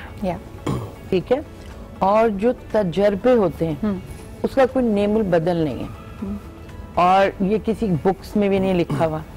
तजर्बे से सीखता, और इंसान की खासियत यही है कि आपसे जो भी अच्छाइयाँ या गलतियाँ जो भी हुई हैं, आप बहुत कुछ उससे सीखते हैं और फिर आप उसको आगे पहुँचा भी रहे होते हैं। मगर अगर हम ना सीखें, बहुत सारी चीज़ें ज़िंदगी में हो रही होती हैं, कुछ लोगों की खास आप जिंदगी को देखें ना, ऐसा लगता है it's a series of unfortunate events. यानी एक तल्ख एक्सपीरियंस के बाद दूसरा तल्ख एक्सपीरियंस, गुस्सा किया तो गुस्से में जैसे अपना कारोबार में भी नुकसान किया, पर्सनल लाइफ भी तबाह की, लेकिन गुस्सा कम करना नहीं सीखा। तो हम क्यों नहीं सीख पाते चीज़ों से? देखिए, जो तजुर्बा होता है ना, इसके कोई शॉर्टकट्स नहीं है, नो शॉर्टकट्स। आपने सीखा, आजकल हम असल सुकून से बैठते नहीं है, सोचते नहीं है। अगर हम सोचें, हर कोई कह रहा था मैं बिजी हूँ, चाहे 7 साल का बच्चा हो चाहे वो बड़ा हो, एवरीबडी सो बिजी, मतलब you have no time to अपनी जो भी आपने किया, क्योंकि अब जो वक्त है इतना पढ़े लिखे लोग, सारा कुछ है, हम नहीं रहे होते। क्यों? या हमारे में सेल्फ कॉन्फिडेंस नहीं है, या हम सीखना नहीं चाहते, और या हम ये समझते बस जो हम कर रहे हैं वो सही है। असल यानी एक तरह से कहीं ना कहीं ऐसा लगता है अकल को भी और दिलों को भी ताला लग। रेजिलियंस तो है हम में, लेकिन बदलाव नहीं लेके आ रहे। जिसने बड़ा अच्छा एक बात किसी ने कहा था कि अगर सिर्फ लफ्जी तौर पे आप किसी चीज को एक्नॉलेज करके उसकी माफी मांगे और आपके रवैये में तब्दीली ना आए तो ये माफी नहीं है, ये मैनिपुलेशन है। इस पर भी बात करेंगे, लेकिन एक कॉलर हमारे साथ हैं। हेलो, अस्सलाम वालेकुम। जी, कौन साहब, कहाँ से बात कर रहे हैं? राशिद बोल रहा हूँ। जी काशिद साहब, क्या कहेंगे? मलिक राशिद बोल रहा हूँ जी। राशिद साहब, क्या कहेंगे? मैं ये कहूँगा, मुझे कल से ही प्रोग्राम आ रहे थे APS पे, तो एक चैनल पे मैं देख रहा था। यकीन करें, अभी भी वो कंडीशन ऐसी है कि मैं प्रोग्राम देखते हुए अपने आंसू नहीं रोक सका। इतना वो बच्चों का, इतनी बेदर्दी से वो काम हुआ। हमारे अंदर ये है कि देखें, सजाएं अगर जजा रखी है इस्लाम में, मजहब में, तो सजाएं भी रखी ताकि उससे बेहतरी होती है। वो ऐसा नहीं है। अब वो जो चीज हमारे अंदर जो रवैया है ना, जिन लोगों को हम चाह रहे थे कि एरेडिकेट कर सकें, वो चीज हमारे बाकी लोगों में, मुआशरे में पेनिट्रेट हो रही है। राशिद साहब, जैसे अंग्रेजी की कहावत है ना कि justice delayed is justice denied, यानी आप इंसाफ करने में इतनी देर करेंगे तो एक तरह से आपने लोगों तक इंसाफ पहुंचने ही नहीं दिया। आपको लगता है कि हम इतने अहम वाकयात के बाद हम समझते थे कि चले वहां तो देखा अनदेखा दुश्मन था, कौन हमला आवर हुआ उसको भी हम थोड़ा लीवे देते थे कि भाई वो तो आया ही इसी नीयत से था कि ज्यादा से ज्यादा नुकसान करे। लेकिन अगर आज के वाकयात से उसको जोड़ते हैं, PIC का आपने वाकया देखा, अपने ही लोग आपस में जब दंगा फसाद करते हैं और उनका होश, उनकी अकल बिल्कुल साइडलाइन हो जाती है, तब आप कैसा महसूस करते हैं? यही मैं सोच रहा हूँ कि एक तो ना कि बंदा कोई इलिटरेट हो, जाहिल हो, पढ़े लिखे लोगों के अंदर जो हमारी, अगर किसी ने हमारी बात सुनने की लोगों में इतनी सकत नहीं कि अगर आप कोई बात करता है, जवाब देता है, तो उसकी बात भी पूरी नहीं सुनते, पहले रिएक्शन आ जाता है। सही, ये चीज बड़ी गलत, हार्ड लाइन हमारे ओपिनियंस हो चुके हैं। बहुत बहुत शुक्रिया राशिद साहब कॉल करने के लिए। सर साहब, आप क्या कहेंगे? इन्होंने बड़ी अच्छी एक बात का हवाला दिया कि बड़े अरसे तक जब हम 10 साल 12 साल दहशतगर्दी के वाक़यात बड़े ऑफन होते थे, हमारी मसाजिद महफूज नहीं थी, हमारे अस्पताल महफूज नहीं, हमारे गली मोहल्ले स्कूल सब जगह हमले होते थे, तो हम कहते थे नहीं, जो हमलावर है ना वो सख्ती उनमें आ गई है, उनको गुमराह किया गया है, शायद वो पढ़े लिखे नहीं है। आज जब पढ़े लिखे तबके को अपने आप को कानून को हाथ में लेते हुए देखते हैं, तो अब हमें क्या सोचना चाहिए? बिस्मिल्लाह, अस्सलाम वालेकुम। आपने 2 पॉइंट रखे। APS का आपने शुरू में बात की और सकूतर ढाका के हवाले से बात की। फिर अभी जो लाहौर के अंदर वाक़या हुआ है, देखिए APS का जब वाक़या हुआ था उससे पहले पाकिस्तान के अंदर दहशतगर्दी के बड़े बड़े वाक़यात हो रहे थे। अच्छा, फिर हम जब उस ज़माने में कौमी असम्बली में थे, हम जो मुख्तलिफ़ पार्टीज़ के लीडर्स के जो रिमार्क्स सुनते थे, उसमें कुछ लोग ये कहते थे कि देखिए इनसे बातचीत की जाए, ये हमारे अपने हैं, ये नादान बच्चे हैं, और जब इनसे बातचीत करेंगे तो इंशाल्लाह सब कुछ सेट हो जाएगा। सही। फिर कुछ लीडरों ने ये भी कहा कि इनके ऑफिसेस खुलवाए जाएं, इनसे बातचीत की जाए, लेकिन उनकी वो इस बातचीत को मेरे ख्याल में कमज़ोरी समझ रहे थे, और कंटिन्यूटी के साथ पाकिस्तान के अंदर मस्जिद, मसाजिद, इमाम बारगाह, आम प्लेसेस कोई महफूज नहीं था। लेकिन AP यानी कि जो कौम की जो लीडरशिप थी हमारी, वो तकसीम थी उस हवाले में, मैं कहना चाह रहा हूँ। लेकिन जैसी APS का वाक़या हुआ तो पूरी कौम जब वन नेशन हुई तो पॉलिटिकल लोगों भी आ गया, खुदा का शुक्र है, नताइज भी हमारे सामने आए, बॉर्डर्स भी हमारे महफूज हो गए हमारे। लेकिन ये तमाम वाक़यात पाकिस्तान में जो तसद्दुर के साथ हुए, उसमें इंटरनेशनल क़ुव्वतें, इंटरनेशनल लॉबीज़ ने बहुत अहम किरदार अदा किया है। पाकिस्तान को डिस्टर्ब करने के हवाले से, माशरती तौर पर इसको माशी तौर पर इसको तबाह करने के हवाले से। लेकिन जब कौमें एक हो जाएं तो वो बड़े बड़े चैलेंजेस का सामना कर सकती हैं। अच्छा, यही बात अगर मैं कराची के तनाजुर में कहूँ, क्योंकि आप कराची की सियासत से डायरेक्टली वाबस्ता भी रहे, यहाँ पर भी हमने देखा कि 2008 के इलेक्शंस के बाद जरदारी साहब की जब हुकूमत थी, अमन कमेटियाँ बनाई जाती थी कि भाई दो धड़े अगर हैं आपस में बात करें, इनको एक प्लेज पे लेके आया जाता है। अब क्या आप समझते हैं कि वो जो तहफ़्फ़ुज़ात थे, वो जो प्रॉब्लम्स थी, वो ख़त्म हो गई हैं, हमने उससे सीख लिया, हम बड़े अच्छे लोग बन गए? देखिए, जो लीडर होता है वो टीचर होता है। सही। और लीडर से, टीचर से लोग सीखते हैं, लर्न करते हैं, ठीक है। लेकिन जब अगर कोई लीड, मिसाल के तौर पर अभी लाहौर के वाक़े की बात करूँगा मैं, कि लाहौर में जिस तरह से वकला ने जो कुछ हुआ बहुत अफसोसनाक था, लग नहीं रहा था कि किसी सिविलाइज माशरे के लोग हैं, और इस तरह से उन्होंने वहाँ हॉस्पिटल पर हमला किया, लोगों को मारा पीटा, इवन ये कि जिन मरीज़ों के वेंट लगी हुई थी उनके वेंट खींच ली और उससे उनकी डेथ भी हुई। फिर किसी बस में गए, उनके साथ बच्चियों के साथ बदतमीज़ी हुई, ये तमाम वाक़यात हुए। अच्छा, हो ये रहा है पाकिस्तान में, जो हम देखते हैं, हम सुनते हैं पाकिस्तान के बड़े बड़े लीडरों को कौमी असम्बली के अंदर देखते हैं, वहाँ मौजूद रहे, देखा हमने बहुत कुछ। जब लीडर ये कहे कि किसी को हम गिरबान से पढ़ के हम बाहर निकालेंगे, तो ये तो तमाम ही लीडर्स कहते हैं, लोगों ने कहा हम सड़कों पर घसीटेंगे, फलाना मुल्क। ये चीज़ें नीचे जा रही हैं आपके। हाँ। ये आपके जो फॉलोअर्स हैं उसको फॉलो करते हैं, देखते हैं, और फिर वो उसी ट्रैक पर चलते हैं।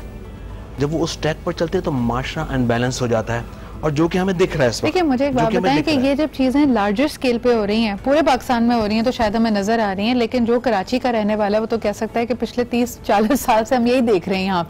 यहाँ तो एक जुमले पे शहर जल जाता था, शहर कम्प्लीटली शट डाउन हो जाता था। ये माजी तो हमारा भी रहा है ना, सीखा तो हमने उससे, आज भी कुछ नहीं है। कराची के अंदर जो माजी के अंदर बहुत मल्टीपल इशू थे, कराची के अंदर बहुत ज़्यादा साजिशें थी, कॉन्स्पायरेसी कह सकते हैं उसको हम।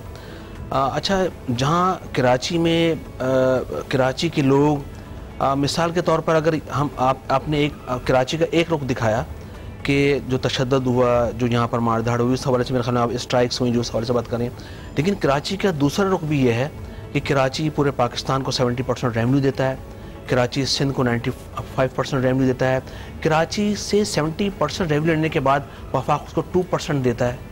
मिसाल के तौर पर 165 अरब रुपये देने की बात इमरान खान साहब ने की, तो 8.5 मिलियंस दिए उन्होंने भी दिए हैं कि कराची में मुख्तलिफ प्रोजेक्ट के हवाले से। अभी गुज़श्ता दिनों FBR ने पूरे पाकिस्तान से रेवेन्यू कलेक्शन किए, उसमें सिर्फ पूरे पाकिस्तान से 30 अरब मुख्तलिफ मार्केटों से जमा हुए, कराची की मार्केटों से आपने 60 अरब रुपये जमा किए। आप कराची को देख क्या रहे हैं?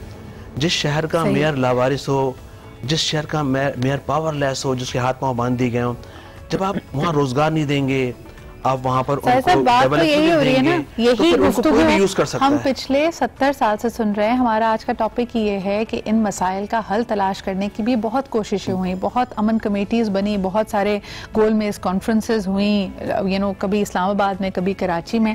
हम सीख क्या रहे हैं, हम आगे किस तरह बढ़ेंगे? अब ये देखेंगे, ये दिहाई भी खत्म होने को है चंद दिनों में, 2020 जब शुरू होगा तो नेक्स्ट डेकेड में हम किस विजन के साथ एंटर हो रहे हैं। एक और कॉलर हमारे साथ है, उनसे बात करते हैं। हेलो जी, अस्सलाम वालेकुम। मतलब बात कर रहा हूँ कराची से। जी सर, क्या कहेंगे? मैं एक दो चीजें जो आपने बड़ा अच्छा टॉपिक लिया है जी, मतलब सपूत डाका, साने आर्मी पब्लिक स्कूल, इन दोनों से हमने क्या सबक लिया, ये सबसे बड़ा अहम सवाल है। दरअसल हम इससे पहले हमारे में सब्र बहुत थी, हम बहुत साबिर थे। आज हमने वो सब कुछ छोड़ छाड़ के हम ये कहने लग गए हैं कि ये करेगा, गवर्नमेंट करेगी, हम क्या कर रहे हैं, हमें क्या करना है, हमें क्या नहीं करना, इन तमाम चीजों को कोई भी नहीं देख रहा। सब ये कह रहे हैं कि जी हम यूं करें। आप देखिए कि अल्लाह ताला ने मतलब चीज सब जगह लिखा है कि देने वाला हाथ बहुत अच्छा है लेने वाले से। हम देने के लिए हैं तो अल्लाह का शुक्र है कि सब कुछ है। अगर हम अपना इस्लाम नहीं कायम कर सकते, हम अपनी इस्लामी बातें नहीं कर सकते, अपने तकद्दुस को नहीं बहाल कर सकते, तो हमें सब कुछ सीना होगा, हम इसी चीज पे रहेंगे, हमें मतलब कहीं से भी नहीं मिलेगा। अगर आप देखिए ना, पहले क्या था कि हम बसों में जाते थे, हमने अपने बचपन में बस में जो बच्चा बैठा होता था वो अपने बुजुर्ग के लिए सीट छोड़ दिया करता था। आज कुछ भी नहीं है, कोई वो नहीं है, कोई हमारे में सब कुछ भूल गए। नफ्सा नफसी का आलम है, बच्चे को आप सीख ही देते हैं, अगर वो खड़ा हो जाए तो कहते हैं तुम बेवकूफ हो, तुमने ये किया है। अच्छे भले, बल्कि हम तो बच्चे को सीट, अगर आप उसके साथ ट्रेन में सफर कर रहे हैं, बस में कर रहे हैं, उसको तो हम सीख ही देते हैं कि बेटा मैं जरा कोई काम करके आ रहा हूँ, मेरी सीट भी पकड़ के रखना। तो जब ऐसे हम माशरे में एक्ट करेंगे, हमें कोई तवक्कुल नहीं है, तो फिर जाहिर सी बात है हमारे सामने सिनारियोज आएंगे। बहुत बहुत शुक्रिया हमें कॉल करने का। नाहिदा आपा, खवातीन इसमें क्या रोल अदा कर सकती हैं? यानी अगर हम तहरीक पाकिस्तान की बात करते हैं, हमने खवातीन को पेश देखा, फिर हमारे पास एक दिहाई आई जिसमें हमने कहा कि चादर और चार दिवाली, 80 की जो दिहाई थी उसमें खवातीन को बाकायदा पब्लिक लाइफ से हमने एक तरह से पीछे धकेला। आज 2019 खत्म होने के बाद जब हम कहते हैं खवातीन दोबारा हर शोबे में बड़ी पेश हैं, do we have a role? आजकल जो हो रहा है ना, आजकल ब्लेमिंग गेम ज्यादा है जी। मतलब हम बहुत अच्छे हैं, we blame people for different reasons. देखिए, अगर हर कोई अपना पार्ट प्ले करेगा, आज के वक्त में सब पढ़े लिखे हैं, उस वक्त आप कह सकते हैं नहीं थे, अगर वो कितना काम कर रहे थे। अब बेगम लियाकत अली खान को देखें, आज तक नाम हम भूले नहीं है, बेशक। आज कौन से नाम है। और सबसे बढ़ के नाहिदा आपा, आपसे जो मैंने गुफ्तगू करनी है कि जब हम माजी की बातों से कहते हैं कि हमने उससे क्या सीखा, हम माजी को एक ख़ास तनाजुर में देखना शुरू हो गए। यानी ख़वातीन हैं तो वो अपनी ग्रैंड पेरेंट्स को और अपनी पेरेंट्स की जनरेशन को इस तरह नहीं देखती कि उनके पास बड़ी अच्छी वैल्यूज थी, हम उनको मजलूम के तौर पे देखना शुरू हो गए कि उन पर तो बड़ा जुल्म हुआ था, उनको घर में रखा गया था, हम ये बर्दाश्त नहीं करेंगे। क्या इससे भी हम इंतशार का शिकार हो रहे हैं? इस पर बात करते हैं एक छोटे से ब्रेक के बाद। You're right, यही कहते हैं मजलूम के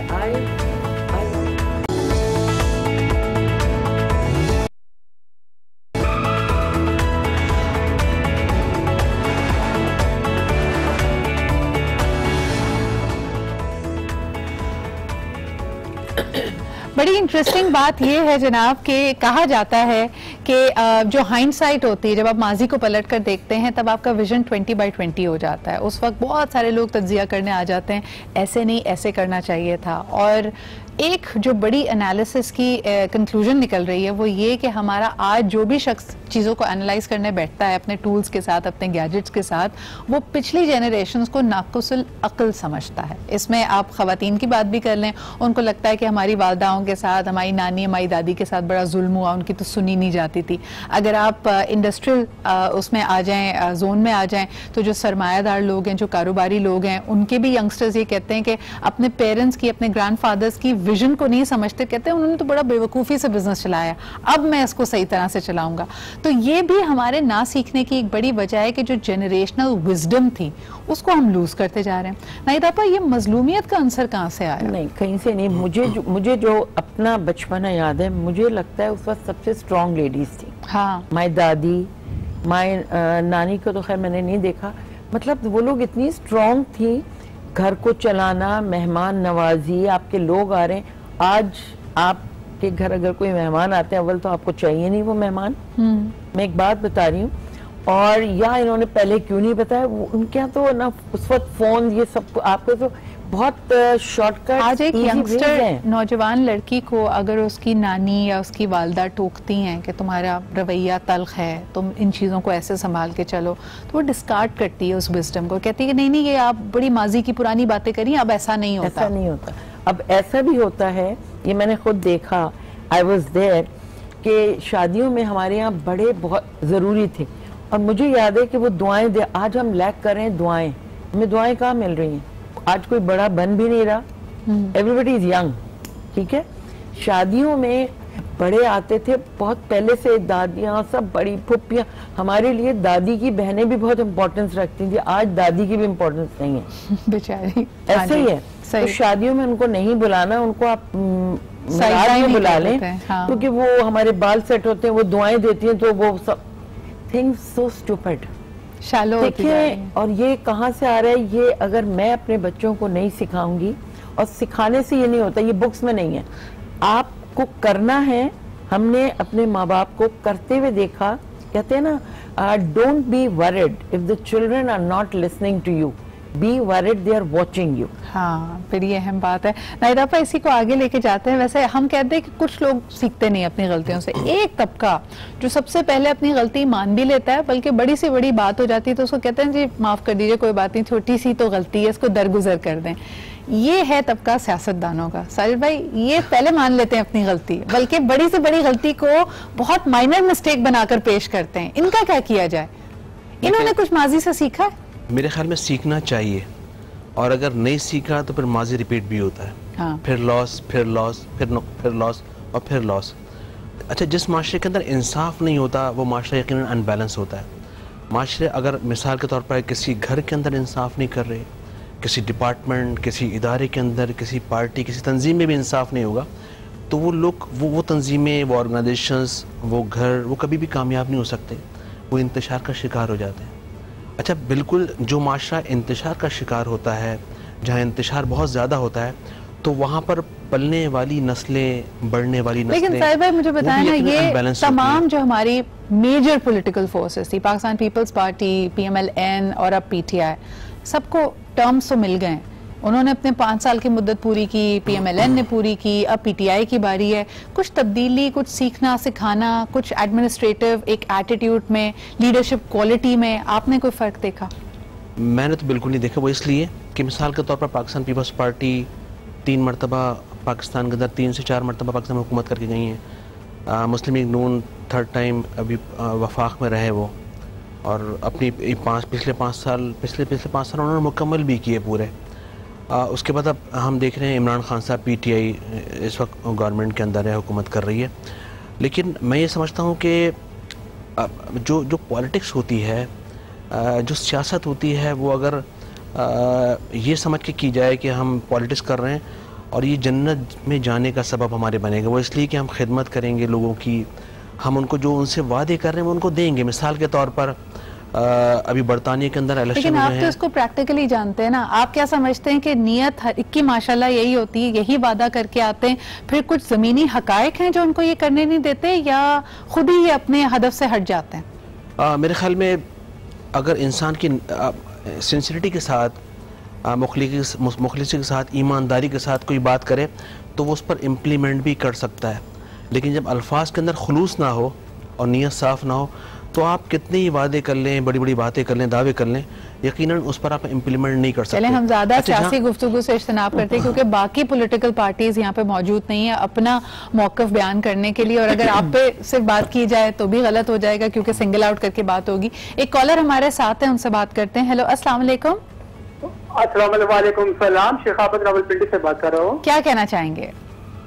जी, मैं ये कहना चाह रहा हूँ, जब से मतलब ये वो सियासी जमातें आई हैं ना, जब से मतलब इन्होंने अपने लालच की है, मतलब करप्शन की है, जो भी किया है, लेकिन जिनसे हुकूमतें सही चलाई नहीं है, ठीक है ना जी। ये इसे मतलब MP MLA हमारे इलाके में एक बता था नहीं बासी, वो जब इलेक्शन जीता था ना जी, मतलब उसके पास गाड़ी थी, एक छोटी सी गाड़ी थी, उसके पास हम गए एक बार, देखो गाड़ियां खड़ी है उधर, गाड़ी खड़ी है, रातों रात चांदी हो गई। इतना पैसा बना ले, जितना पैसा बना लिया लोगों ने कि मतलब ना महल्ले में मतलब स्कूल बनाया, ना कुछ ना करा, अभी भी मतलब तो फिर इंसान सोचने पे मजबूर होता है कि अवाम की खिदमत के बजाय सिर्फ अपनी खिदमत कर ली है। लेकिन मुझे ये बताइए कि अभी 10-12 साल पहले हम बहुत बात सुनते थे, और जाहिर सी बात है दहशतगर्दी के इतने वाकयात पाकिस्तान में होते थे कि मजहबी इंतहा पसंदी या जनरली इंतहा पसंदी माशरे में बहुत बढ़ गई है। क्या आप समझते हैं इससे कुछ हमने सीखा है, और आज ऐसे वाकयात ना होने की वजह यह है क्योंकि लोगों का दिल बदल गया है, वो समझ गए हैं कि नफरत अंगेजी और इंतहा पसंदी से कुछ हासिल नहीं होगा? मैं इस पे ये बात कर, जब से अफगानिस्तान का मसला बना ना, अफगानिस्तान का मसला, कि उसके बाद ये मसला बना हुआ है तो मतलब जंग अमेरिका की थी, लेकिन पाकिस्तान ने खुद ले ली, अपने से ले ली, तो नुकसान तो पाकिस्तान का हुआ, कितना नुकसान हुआ, बहुत नुकसान पाकिस्तान। बहुत बहुत शुक्रिया भाई कॉल करने का। ये वो वाहिद एक ऐसा पॉइंट होता है जिसमें हम वाकई माजी के कई फैसलों की तरफ देखते हैं, एडमिनिस्ट्रेटिवली देखते हैं, और उस पर हमारी कई किस्म की राय सामने आती है कि क्या हमें ये करना चाहिए था, अपना मफाद देखते या आलम इंसानियत की बात की जाती। नाहिदा आपा, आप क्या कहेंगी कि इंतहा पसंदी जो माशरे में थी, नफरत अंगेजी, आज भी हमें कोई बहुत तब्दीली नहीं आई है, लेकिन अल्लाह का करम है कि जिस तरह के वाक़यात पहले होते थे हमारी लॉ इन्फोर्समेंट एजेंसीज ने उस पर काबू पा लिया। बहुत फ़र्क पड़ा है, मगर फिर भी बहुत कुछ हो रहा है। सही, every day you have some new issues, और फिर उसको लेके इतना हम आगे चले जाते हैं कि आदमी बहुत कुछ सोचने पे मजबूर हो जाता है।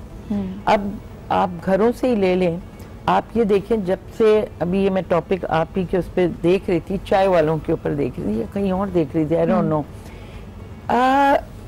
हर चीज़ आप करें, आपको किसी चीज़ को मना नहीं है, मगर कुछ एक्सपीरियंसेस ऐसे हो चुके हैं जिनसे आपको सीखना है और उसको बेहतर से बेहतर करना है। वही चीज़ें हो रही हैं और उसमें कोई चेंजेस हैं। मैं जहाँ रहती हूँ वहाँ सारे यही चीज़ें। देखिए, आप जहाँ पे आपने ये चीज़ें बनाई हैं, ऊपर भी लोग रह रहे हैं, लोगों को तकलीफ होती है। हमारे दीन में क्या बताया, किसी को आपकी ज़ात से तकलीफ ना हो। लेकिन नाहिदा पर एक चीज़ मैं देखती हूँ कि बड़े अरसे से, यानी कई दिहाइयों से पाकिस्तानी बाहर बैरून मुल्क जाते हैं, वहाँ पे पढ़ाई करते हैं, काम करते हैं, और ये सिलसिला काफ़ी अरसे से चल रहा था। लेकिन कभी आपने ये तसव्वुर करके आप मुल्क छोड़ के नहीं गए कि भाई ये तो गैर महफूज है, यहाँ हम रह नहीं सकते, या इस माशरे से, यहाँ के लोगों की इक़दार से, इस सोच से मुझे छुटकारा चाहिए, तभी मैं बाहर रहना चाहूँगी। आज हम ये चीज़ अपने माशरे में देख रहे हैं, जिसके पास वसाइल हैं वो चाहता है कि उसके बच्चे एक बेहतर ज़िंदगी गुजारें, वो यूरोप चले जाएं, वो कनाडा चले जाएं, वो ऑस्ट्रेलिया चले जाएं, और वहाँ पे जाके मुझे इस बात पे बड़ी हंसी आती है कि पर वहाँ पे वो इलाका ढूंढते हैं जहाँ पे देसी ज्यादा, यानी पहले भागे थे इनसे, फिर वहाँ पे जाके उन्हीं को ढूंढ रहे हैं। तो एक अजीब सिनेरियो है। एक कॉलर हमारे साथ है, उनसे भी बात करते हैं। हेलो, अस्सलाम वालेकुम। अस्सलाम वालेकुम, कैसी हैं आप? ठीक हैं? बिल्कुल ठीक ठाक। कौन सा, आप कहाँ से बात कर रहे हैं? नवीद बात कर रहा हूँ, मैं गिलगित से। जी नवीद साहब, क्या कहेंगे? सबसे पहले तो मैं आपकी तमाम गेस्ट और आपको सलाम कहूँगा आगे। वालेकुम अस्सलाम। और इसके अलावा मैं आपका शो हर वक्त सुनता हूँ। बहुत आप शुक्रिया। टीवी का ये शो जो है वो मुझे बहुत अच्छा लगता है। जितने भी शोज बाकी टीवी में आते हैं उन सबसे बहुत सोबर किस्म का और बहुत इंफॉर्मेटिव टाइप का आपका शो होता है। थैंक यू नवीद साहब, आपकी इंकरेजमेंट का बहुत बहुत शुक्रिया। ये हौसला अफजाई है जो हमें मेहनत करते रहने पे और नए टॉपिक्स लाने पे एक तरह से हमारे लाइफ लाइन बनती है। जी बिल्कुल। अच्छा, टॉपिक के हवाले से मैं यही कहना चाहता हूँ कि वो किसी शायर ने क्या खूब कहा है कि याद माजी अजाब है यारब, छीन ले मुझसे हाफिजा मेरा। तो मेरे ख्याल से याद माजी जो है वो वाकई परेशानियों से भरा हुआ ही होता है। तो हमें कोशिश करना चाहिए कि माजी में जो गलतियां हम लोग करते हैं उनको ज़हन में रख के, उन गलतियों को स्पेशली रख के अपनी जो आने वाला फ्यूचर है उसको पॉजिटिवली। लेकिन नवीद साहब, इस शेर का जो अभी आपने शेर हमसे शेयर किया, उसका मैं मतलब थोड़ा डिफरेंट लेती हूँ। मुझे लगता है कि हम आज के ज़माने में जब हम आज की मुश्किलों और चैलेंजेस और उलझनों से गुजरते हैं तो फिर माजी को याद करके कहते हैं कि वो बड़ा अच्छा टाइम था, और आज को कोस रहे होते हैं। जब ये आज भी कल में तब्दील हो जाएगा तो इसको भी याद करेंगे और कहेंगे बड़ा अच्छा टाइम था। तो आज में जिंदा क्यों नहीं रहते हम? यही तो मतलब समझ में मुझे भी नहीं आता। मेजोरिटी लोग यही कहते हैं कि मतलब आज के बारे में वो बात ही नहीं करते, या तो माजी के बारे में कह रहे होते हैं कि वो अच्छा था, और फ्यूचर का उनको कोई एहसास तक नहीं होता। लेकिन कोशिश यही करनी चाहिए कि माजी में जो गलतियां आपसे या हम सबसे जितनी सरदर्द होती हैं, तो हमें कोशिश करनी चाहिए कि अपने फ्यूचर में उनको रिपीट ना करें हम। बिल्कुल, बहुत बहुत शुक्रिया हमें कॉल करने का। और अगर हम फार ईस्ट की तरफ देखते हैं, दोबारा इस बात को दोहराना चाहूंगी कि बहुत सारे एशियाई ममालिक हैं। हम अक्सर एक बहस में, हम छोटे होते थे तो हालात हाजरा के प्रोग्राम में अक्सर तरार एक बात कहते थे कि भाई कौमों की जिंदगियों में 10 साल 20 साल 5 साल कोई अरसा नहीं होता। हम तो 100 सालों के बाद जिस मजा, यानी आप यूरोप की अगर बात करते हैं, अमेरिका की बात करते हैं, तो वो तो माशरे 200 साल में 100 साल में तश्कील हुए हैं। लेकिन अब आपको फार ईस्ट में जहाँ से गुफ्तगू शुरू हुई थी, एशियाई बहुत सारे ऐसे ममालिक मिलेंगे जिन्होंने with in 1 generation, with in 20 years, with in 30 years अपने आप को कम्प्लीटली टर्न अराउंड किया है। तो अब ये पुराना वाला टाइम नहीं रह गया कि जी रोमन एम्पायर बनेगी और फिर उसके बाद चीज़ें बेहतरी की तरफ जाएंगी और उसमें 100 साल 200 साल लगेंगे। You can do it with in 20 years, और लोगों ने ये कर दिखाया है। अब हमारे लिए जाग उठने का वक्त है, और मेरे ख्याल में पाकिस्तानी वेरी रिजिलियंट, हमारा शायद वो टर्निंग पॉइंट आ गया, बट क्लैरिटी से उसके सामने बढ़ना पड़ेगा। एक छोटा सा ब्रेक लेते हैं, वापस आएंगे और ये दोबारा बात करेंगे कि इंडिविजुअल लेवल से हम अपनी गलतियों से, अपने पैटर्न से कैसे सीख सकते हैं, उनको हील कर सकते हैं और आगे एक बेहतर जिंदगी गुजारने की कोशिश कर सकते हैं।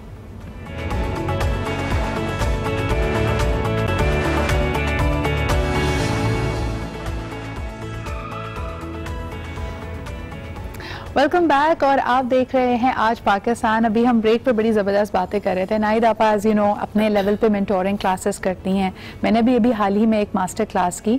कई दफ़ा हम एक पैटर्न में फंस जाते हैं। बहुत सारे लोगों के जो तकलीफ दे तल्ख एक्सपीरियंसेस होते हैं, कुछ लोग बड़े खुशकिस्मत होते हैं कि एक तल्ख एक्सपीरियंस के बाद आपने उसमें से सीख ली और आपने माफ़ किया, आपने अपने अंदर तदब्बुर पैदा किया कि अच्छा जी इस चीज़ ने, इस बात ने मुझे ये सिखाया है, अब मैंने ये रिपीट नहीं करना। लेकिन कुछ लोग अपनी हीलिंग पे ये वक्त नहीं देते, वो उनकी बदकिस्मती कह लीजिए, उनको ऐसा कोई अच्छा मेंटोर नहीं मिलता, अपने आप की आगाही नहीं होती कि जो चीज़ सीखने वाली होती है वो एक तकलीफ दे इंसिडेंट के बाद भी वो सीख नहीं पाते और उसके बाद एक के बाद एक गलती करते चले जाते हैं। नाहिद आपा, ऐसी गलतियाँ अगर हो रही हों तो इंसान अपने आप को संभाले कैसे? संभालने से पहले एक बात मैं आपको बताऊँ, मैं एक आज की माओ को एक I just want to tell them कि जो भी आपके साथ हुआ don't discuss it with your children. अच्छा, good thing yes, not the bad thing. क्योंकि आज का जो बच्चा है ना वो बहुत स्मार्ट है, ओवर स्मार्ट, ओके, और वो उसको माँ के लिए उनके पास सिंपैथी नहीं आती है, they don't get the sympathy, वो दूसरे एंगल से सोच रहे होते हैं। अच्छा, what I go through and I've seen the children, तो वो फिर कहते हैं तो सबके साथ होता है, आपके साथ क्या हुआ, तो छोड़ देती हैं आप। आज का बच्चा अपनी माँ को ये कह रहा होता है and then the mother does not like it। पर नाहिद आपा, इसमें मैं ये देखती हूँ कि आप अपना डिसीजन अपने लिए लें। अगर आप समझते हैं, जैसे कोई भी, अगर आपने कुर्बानी दी है, मिसाल के तौर पे किसी शख्स ने अपने बच्चों के लिए कुर्बानी दी है, अपनी वालदा के लिए कुर्बानी दी है, अगर आप उसके लिए एक मेडल एक्सपेक्ट करेंगे ना कि सब लोग मेरे लिए तालियां बजाएं, सब कहें कि अच्छा वाकई आपने बड़ा अच्छा, तब वो वाली बात आती है जो आप कह रही हैं कि बच्चे कहते हैं किया तो अपने लिए किया, ये आपका डिसीजन था। तो अपने आप में ये कॉन्फिडेंस होना चाहिए। देखिए, थोड़ा सा इंसान को जो मुझे जो लगता है, आजकल हम सोचते नहीं है, we don't think। मुझे अब ये रियलाइज हुआ, I think maybe with age, जो कहते हैं ना नमाज पढ़ो सुकून से, वो योगा कर, आई थिंक नमाज जो है ना तो बेस्ट थिंग है। जहाँ बैठते हैं थोड़ा सा take a minute to calm down yourself. यानी आप देखें कि पहले उलझने, मैं यही सोचती हूँ कि अम्मी को और हमारी नानियों को भी तो उलझने होती होंगी, वो शायद उस ज़माने में अपने आप को डिस्ट्रैक्ट करने के लिए टीवी नहीं देखती थी, ऑनलाइन नहीं जाती थी, फेसबुक पे नहीं जाती थी, ऑफ कोर्स वो जाके कुछ कुरेशे कर लेती थी, कुछ सिलाई कढ़ाई का कोई प्रोडक्टिव काम करते थे ताकि अपने आप को एक प्रोडक्टिव अंदाज में डिस्ट्रैक्ट करें। But on the other hand I think the similar pressures are being felt by men as well. Zahid भाई, आप क्या कहेंगे कि आज के ज़माने में लोग कहते हैं कि काम करना, अपने काम से काम रखना भी बड़ा मुश्किल है, और एक नॉर्मल आदमी, अगर एक कारोबारी आदमी है, दुकानदार भी है या प्रोफेशनल है, वो जो न्यूज़ सुनता है या अगर आला सतह पे, जैसे अगर लाहौर में ये वाकया हुआ, उसकी हम यहाँ सुन रहे हैं, बिकॉज एक ही मुल्क है, एक ही हमारा नाता है, तो तकलीफ महसूस करते हैं और सारी डिस्ट्रैक्शन हो जाती है। अपने आप को अपने काम पे कैसे फोकस रखें? देखिए, मिसाल के तौर पर कोई एक न्यूज़ सुबह चली, आपने टीवी ऑन किया, सुबह न्यूज़ सुनी और वो शाम तक नंबर 1 चलती रहेगी, जो हम देखते, बल्कि 2-3 दिन टॉक शोज पर आती हैं, ये हैमरिंग होती है हल्के हल्के। अच्छा, फिर वो इंसान की मेमोरी में भी, डिस्कशन में भी वो एक ही बात रहती है। मिसाल के तौर पर अगर सुबह कोई इल्म की बात सुने, कुरान को सुने, कुरान की बात सुने, कोई अच्छा मैसेज उससे ले, तो फिर उस पर डिस्कशन हो, उस पर टॉक शोज हो, तो फिर पूरा दिन हमारा एक ही तरफ रहेगा, हमारा माइंड, हमारा फोकस, हमारी आइज़ उसको सोचेगी, उस पर डिस्कस करेगी, हम बात करेंगे उस पर, तो हम उससे बहुत कुछ लर्न कर सकते हैं।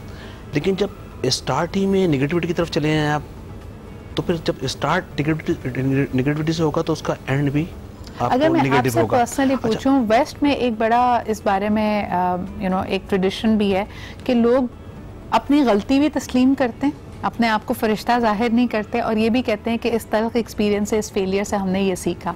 अगर आपके माजी पर्सनली आपसे बात की जाए, मासी में आपको लगता है कि सियासी तौर पे, पर्सनल लाइफ में आपने कोई मेजर गलती की जिससे फिर आपने बहुत कुछ सीखा और अपनी लाइफ को टर्न अराउंड किया? यकीनन इंसान से, क्योंकि गलती का पुतला है वो, और इंसान से गलतियाँ होती हैं, लेकिन उसको वो अब या तो सॉरी करे, अपने आप से भी सॉरी करे जिसके साथ उसने कोई गलत, नाइंसाफ़ी, नाजायज़ किया, उससे भी सॉरी करें और अपनी लाइफ को एक ट्रैक पर लाए। मिसाल के तौर पर थोड़ी देर पहले आपने एक बात करते हुए जिक्र कर रही थी कि जो हम एग्जांपल देते हैं कि 200 सालों एक किसी ने जद्दोजहद की, स्ट्रगल की, उसके बाद वो उनको टारगेट, उनके गोल्स उस पर वो कंप्लीट कर सके अपने। लेकिन देखिए हमारे दरमियान 1400 साल पहले कुरान शरीफ आ गया था और उस कुरान के अंदर सब कुछ है, दीन, दुनिया, उसके अंदर बुराई, आपस में किस तरह मिलना जुलना। आप यकीन करें कि अगर हम सही मानों में अपनी इस किताब को तर्जुमे के साथ पढ़ें तो हम अपना दीन, दुनिया, अपनी ज़िंदगी, अपने घर के मामलात, बाहर के मामलात, चलने फिरने के आदाब, बात करने का तरीका, तौर तरीका, हम सब कुछ कर सकते हैं। लेकिन हम टाइम निकालें, हम देखें, इंशाल्लाह हमारे घर के मामलात भी अच्छे हो जाएंगे। बिल्कुल सही। बहुत बहुत शुक्रिया साहिर भाई हमारे साथ मौजूद होने का। नाहिद आपा, आपको लगता है कि किसी खास वाक़े से, सानहे से आपने बहुत कुछ सीखा और आपकी ज़िंदगी बहुत तब्दील हो गई? बहुत तब्दील आज तक मैं सीख रही हूँ, आज तक, क्योंकि हम एवरी मोमेंट हम सीख रहे होते हैं। आज मैं जो क्लासेस में बच्चों से बहुत कुछ सीख रही हूँ और आपको अपने आप को चेंज करना पड़ेगा अगर आप आगे बेहतरी चाहते हैं। बेहतरी ज़िंदगी में नहीं आ सकती जब तक आप अपने आप को चेंज नहीं करेंगे। और सॉरी कहने से कुछ नहीं होता, आपके एक्शंस, आपके रवैये, आपके तरबियत में चीज़ों में बदलाव आना चाहिए। बहुत बहुत शुक्रिया नाहिद आपा हमारे साथ मौजूद होने का। आज एक बड़ी इंटरेस्टिंग मैंने एक कॉन्वर्जेशन सुनी थी और उसमें कहा कि इंसान जब जब फियर के आउट ऑफ परफॉर्म करता रहेगा, यानी किसी खौफ का सामना करने से कतराएगा और बेखौफ ज़िंदगी नहीं गुजारेगा, बहादुरी नहीं होगी, तो आप हमेशा गलत फैसले करेंगे और आप अपनी गलतियों से भी कुछ नहीं सीखेंगे। एक छोटी सी मिसाल के अल्लाह ताला, जैसे अभी जिक्र कर रहे थे साजिद भाई भी कुरान हकीम का, उसमें बड़ा वाज़े लिखा गया है कि हर चीज़ को फना है सिवाय अल्लाह रब्बुल इज़्ज़त के। तो अगर हम चीज़ों को इसी तनाजुर में देखें कि हमारे पास एक बहुत कलील वक्त है और इस वक्त में हम जो अच्छाई कर सकते हैं, अपने रवाबित को, अपनी जिम्मेदारियों को बेहतर तौर पे पूरा कर लें, that is all we need to do and that is the greatest learning. तब आपके पास इतना टाइम ही नहीं होगा कि आप माजी पे ड्वेल करें। इसी के साथ मुझे इजाज़त दीजिए, कल आपसे फिर मुलाकात होगी। अपना ख्याल रखें। खुदा हाफिज़।